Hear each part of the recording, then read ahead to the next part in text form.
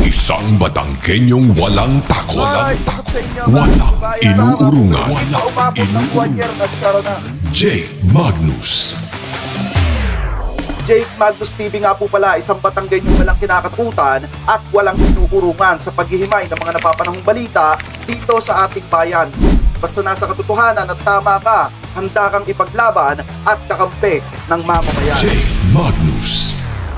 Alam nyo ba mga kababayan, di ba naging mainit yung usapin patungkol po dito kay Congressman Alvarez na kung saan nanawagan po siya ng sedisyon laban po sa ating presidente mga kababayan nung panahon na isinasagawa ni na Duterte yung rally, yung maisog rally po nila. So ngayon kung mapapansin po natin, yan po ay inaksyonan ng Kamara at ang naging parusa or kaparusahan mga kababayan base po sa pagkakaalam ko parang 60 days suspension mga kababayan.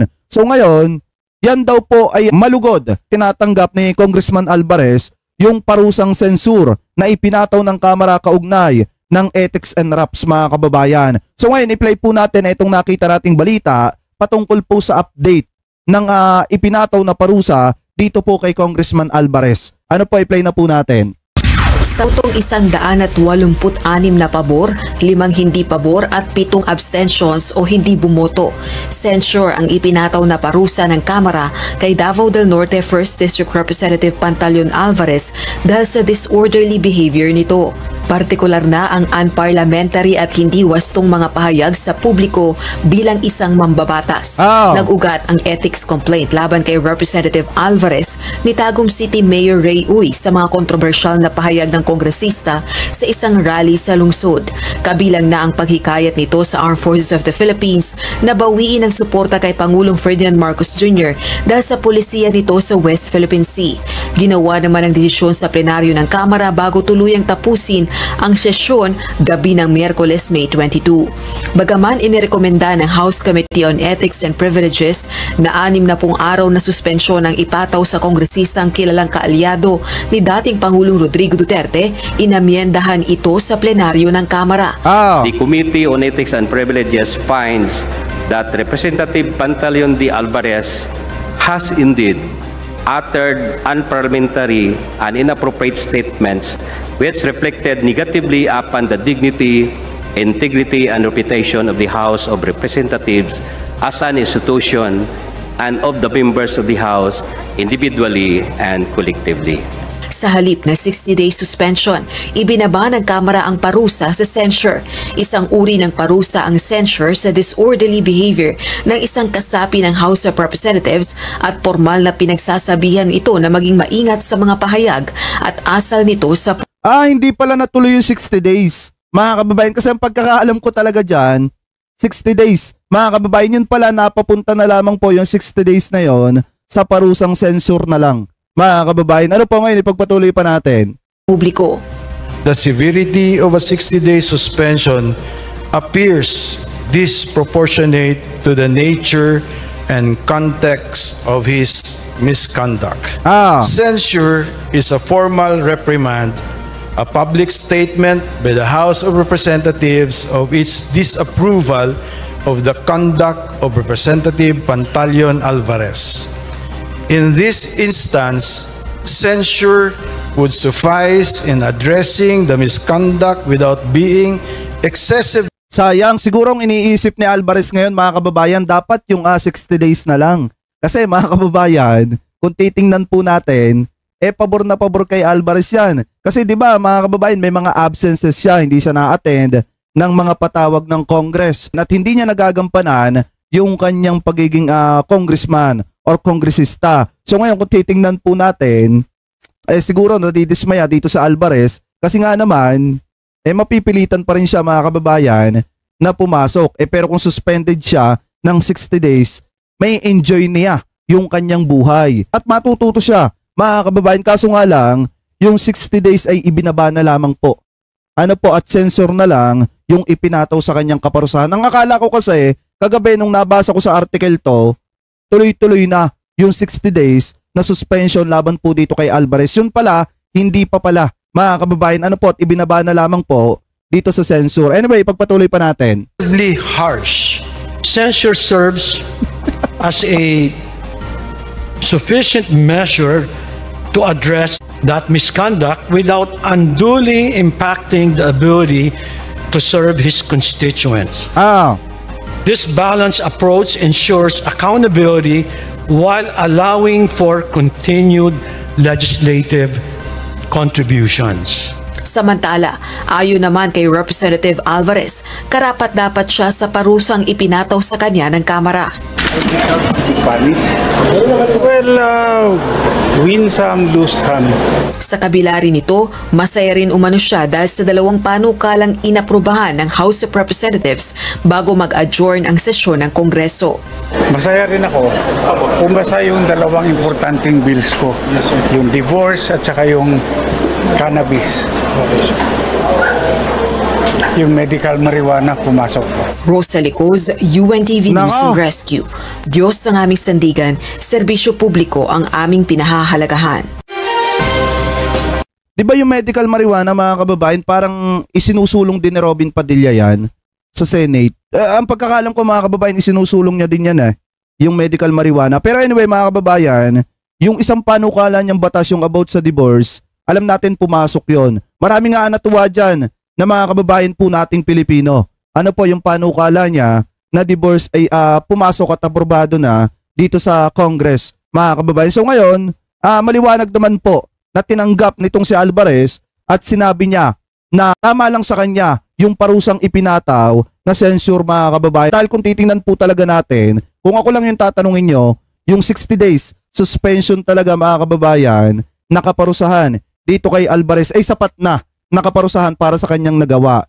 Kagabi kasi may nakausap din ako, nakasamahan nating vlogger, mga kababayan, at natanong ko nga itong kay Alvarez na ito. Ang sabi niya sa akin, mga kababayan, sapat na yung 60 days nakaparusahan na dun sa nagawa niyang kasalanan. Pero ngayon, yung 60 days na yon ay ibinaba pa pala po. Anyway, kayo po, ano po ang komento ninyo? Hingil po dito, mga kababayan, sa kaparusahan na ipinataw po dito kay Alvarez. Dahil kung titingnan po natin, mga kababayan, siguro naman matututo na itong si Alvarez sa kanyang pagkakamaling nagawa. Na hindi porket congressman siya, makakapagsalita na siya ng against sa iba, lalo na sa presidente ng ating bansa. Oo, pwede kang magsabi, mga kababayan, ng saloobin mo. Pero lilimitahan mo pa rin, mga kababayan, yung mga salitang bibitawan mo. Kasi baka mamaya, sumusobra ka na pala at hindi mo po nakikita yon. Ano po, anyway, mga kababayan, punta naman po tayo dito sa next topic po natin na kung saan eto pong si Atty. Larry Gadon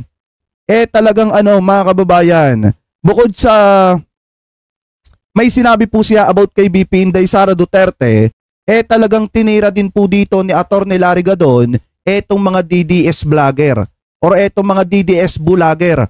Pagbasihan man natin yung sinasabi ng mga DDS vlogger, talagang malaki sa kanilang mga sinasabi na makaapekto ng masamang epekto dito sa kandidatura sa darating na 2028 national election nitong si VP Inday Sara Duterte. Dahil yung paggawa ng mga fake news ng mga vlogger na sumusuporta kay VP Inday Sara Duterte, talagang malaki yung impact sa mga butante, mga kababayan, lalo na pag nasusopla yung kanilang mga vlogger. Dahil kung titingnan po natin yung pagkampe ng mga vlogger kay Kibuloy at yung pagkampe ng mga vlogger dito kay Mayor Alex Go, na halata naman, mga kababayan, na talagang butas na butas yung mga paliwanag, lalo na ipinagtatanggol nila itong si VP Inday Sara Duterte, malaki din yung posibilidad na yung maling impact dun sa mga vlogger ay napapapunta din po dito kay VP Inday Sara Duterte. So ngayon, mga kababayan, panoorin po natin itong video nitong si Atty. Larry Gadon na kung saan talagang tinira niya, mga kababayan, di umano itong si VP Inday Sara Duterte. Mga Duterte supporters at yung mga Duterte vloggers at yung mga TV radio host na araw-araw ay tinutuliksa si Presidente Bongbong Marcos, tinatawag nilang bangag at drug addict. Ito ang magpapahamak kay Inday Sara sa 2028. Dahil ginalit nila ang mga Ilocano, mga Marcos loyalists at mga Waray at mga Ilonggo, ay siguradong hindi nila iboboto si Sara sakaling tumakbo ito na presidente sa 2028. Malamang na matatalo lamang si Sara. In fact, kung maglalaban sila ni Lenny o one-on-one, ay matatalo pa rin si Sara. Sapagkat si Lenny ay may solid na 15 million votes.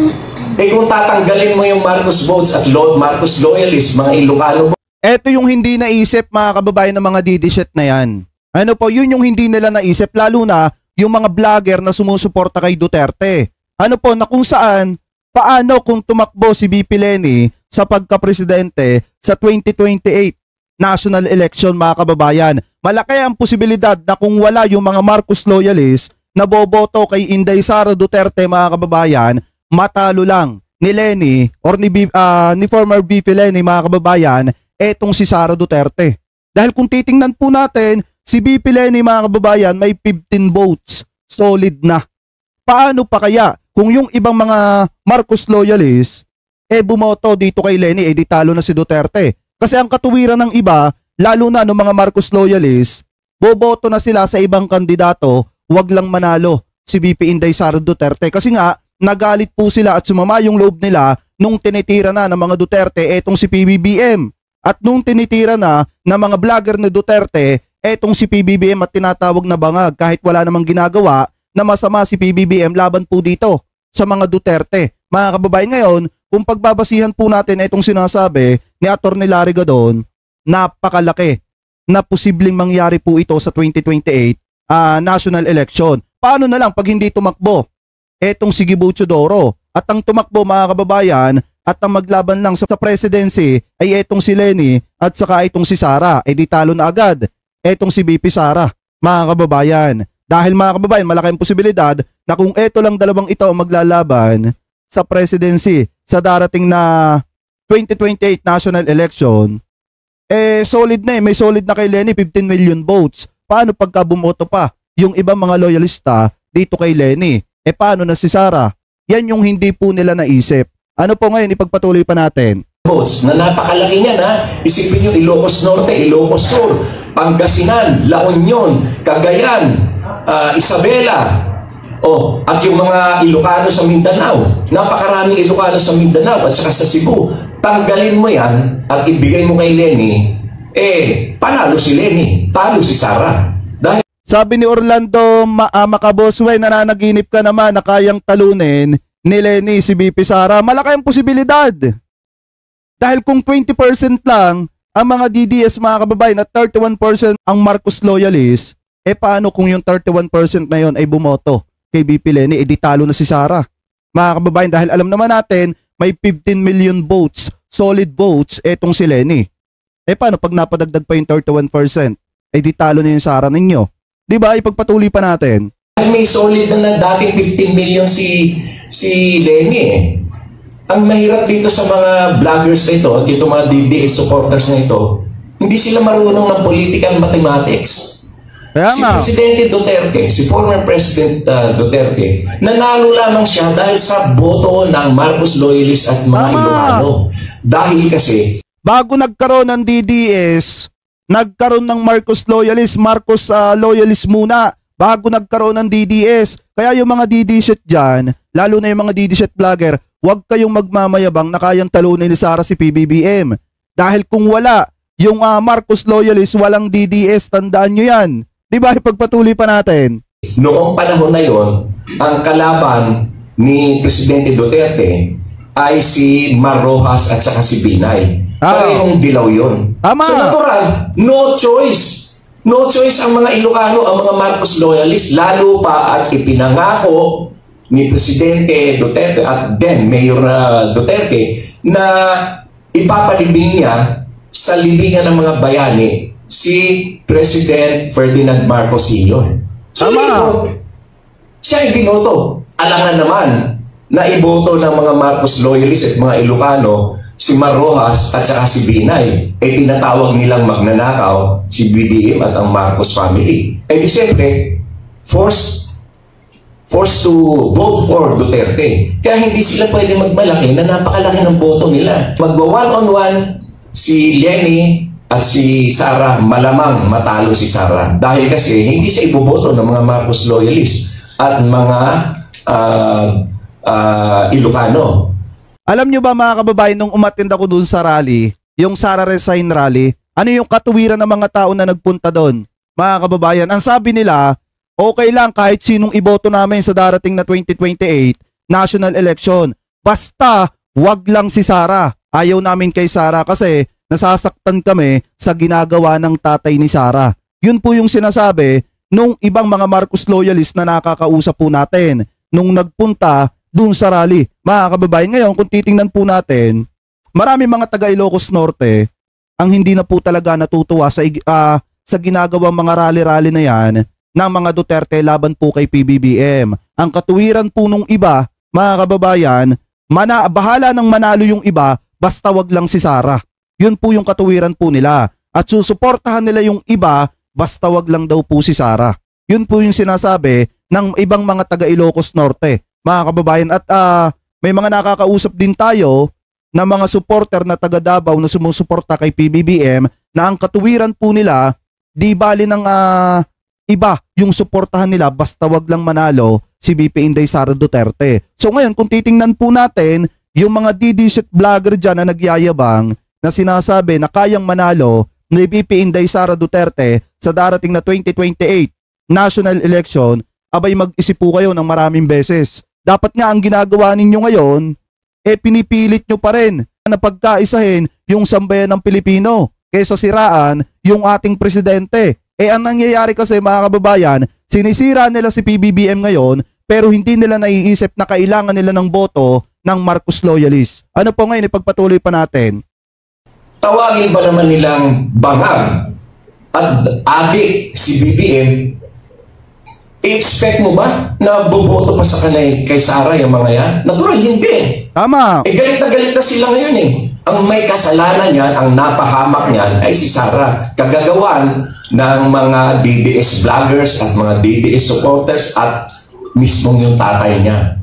O tawagin yung araw-araw bangag at adik si BBM. Tingnan ko lang kung iboboto pa si Sara. Natural, hindi. Tama. Kaya malamang-lamang matatalo lamang si Sara sa 2028. Lalo na kasi yung naging hakbang ni Duterte, mga kababayan, na paninira kay PBBM, napakalaking pagkakamali po nun. Wrong move yung ginawa po nila. Kasi unang-una, kung si Sara ay may balak tumakbo sa pagkapresidente sa darating na 2028 national election, dapat iniisip nila ng maraming beses kung gaano karami yung Marcos loyalist. Hindi nila naiisip yun, mga kababayan, na 20% lang ang DDS at 31% yung makukuha nilang boto sa Marcos loyalist. Pero yung ginagawa ni Duterte na paninira dire-diretso kay PBBM, yun yung hindi po nila naiisip. Nakakailanganin nila pagdating ng eleksyon ang suporta ng Marcos loyalist. Ano po ngayon, ipagpatuloy pa natin. Halimbawa, nagsalib ang puwersa ni Martin Romualdez at halimbawa sa kalaunan ay nagsama si Martin at saka si Lenny, ay di wala na. Kuha na yung boto ng kabila plus yung boto ng Marcos loyalist at Ilocano. Kaya walang patutunguhan ang candidacy ni Sara sa 2028 dahil ginalit nila ang mga Marcos loyalist, ang mga Ilocano at mga waray ni Imelda Marcos at ang mga Ilonggo na nasasakupan ni First Lady Lam. Ginalit nila eh. Alam ka naman na, tinawag mo mga kaming bangag, tinawag mo kaming adik. Ibuboto pa rin kita? Natural, hindi. Tama. Hindi marunong sa political mathematics yung mga kasi padalos-dalos sila eh. Ang nakakalungkot pa niyan, lahat ng pinag-umpisahan nito, dati naman magkaalyado yan eh. Ang lahat lang ng pinag-umpisahan ay dahil lamang doon sa 400 million.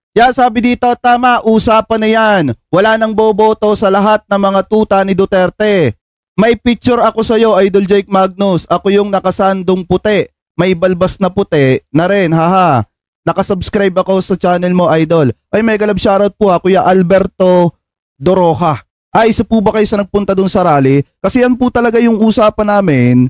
Mga kababayan, yung pinag-uusapan namin doon sa rally nung nagpunta kami. Marami akong mga nakakausap doon, especially hindi lang Pinklawan. Mga kababayan, kung hindi, mga Marcos loyalist talaga na sinasabi nila na buboto sila doon sa iba, wag lang si Sara. Wag lang manalo si Sara. Yun po yung sinasabi nila. Kasi nga, sobrang sakit daw sa damdamin nila mga kababayan na tinatawag na bangag yung sinuportahan nilang presidente. Ano po ngayon, ipagpatuloy pa natin. Milyon na confidential funds na inalis ng Kongreso kay Sara. Tama. At doon na nagwala-wala na sila. Kung matalo si Sara sa 2028, ang may kasalanan niyan ay yung mga DDS vloggers, yung mga DDS supporters at yung tatay niya. Yan. Kaya nga wrong move yung ginagawa ng mga vlogger ni Duterte ngayon, wrong move yung mga rally ni Duterte. Mga kababayan, laban po kay PBBM. Dahil unang-una, hindi naman sila nakakakuha ng suporta ng tao. Ang nakukuha po nila galit ng tao, galit ng sambayan ng Pilipino. Bakit mga kababayan?